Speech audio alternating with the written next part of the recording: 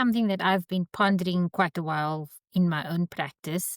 I've always maintained that I am purposefully keeping my practice small because I don't want to only be working in my practice, but at the same time, don't feel like I have the capacity or the desire to manage a team. So it's never been my vision or my goal to grow a practice that has multiple staff members that I have to manage. Because as you increase your people in your organization, there's a lot more in terms of process as well. At the same time, I do have to recognize that with growth of my practice, my capacity gets stretched. As the conundrum that many service-based businesses face, not just medical professionals, because you have a specific craft and skill set that you are wanting to sell. And so you start a business, but the business in itself is a full-time job. When you are selling hours, at some point you reach your capacity because you only have so many hours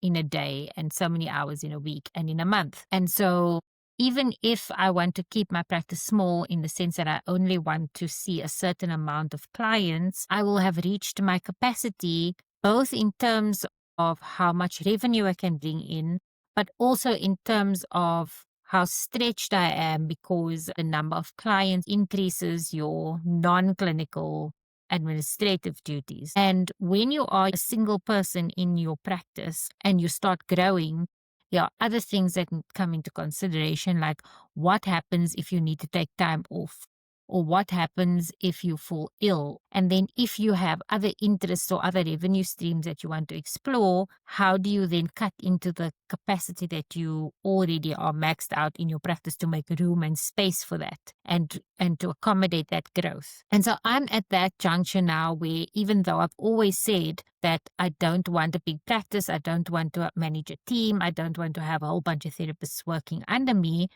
I cannot do everything myself forever. So although I am outsourcing certain things, which has really helped lighten the load, I am at this place now where I have recognized I am at capacity, an emotional, physical, time, financial resources point of view. So the question that comes up then for a lot of people, and this is what I want to put out to you, is how do you know when you need to look at making your first hire?